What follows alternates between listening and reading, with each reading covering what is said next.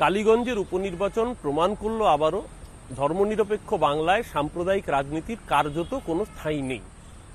কালীগঞ্জের উপনির্বাচন প্রমাণ করল যে রাজ্যের বুকে আজও সিপিএম এবং কংগ্রেস সমানভাবে অপ্রাসঙ্গিক। কালীগঞ্জের এই উপনির্বাচনের জয় আসলে ৩৬৫ দিন যারা মানুষের সাথে থেকে পরিষেবা দেয় সেই তৃণমূল কংগ্রেস, মমতা বন্দ্যোপাধ্যায়, অভিষেক বন্দ্যোপাধ্যায়ের জয়। তার মধ্যে যে ঘটনা ঘটেছে, সামনে এসছে, নিশ্চিতভাবে অত্যন্ত দুঃখজনক, বেদনাদায়ক, মর্মান্তিক ঘটনা। এই ঘটনা কোনো সুস্থ গণতন্ত্রে কাম্য হতে পারে না।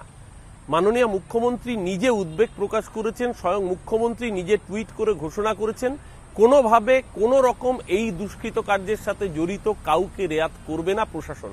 ইতিমধ্যেই আমাদের কাছে যতটুকু খবর, একজনকে গ্রেপ্তার করা হয়েছে। দল মত রং না দেখে তাকে গ্রেপ্তার করেছে রাজ্য প্রশাসন এবং তার বিরুদ্ধে একেবারে ক্রিমিনাল প্রসিডিংস অনুযায়ী, আইনের ধারা অনুযায়ী তার বিরুদ্ধে ব্যবস্থা গৃহীত হবে। কারণ Trinamool Congress committed towards zero tolerance towards violence.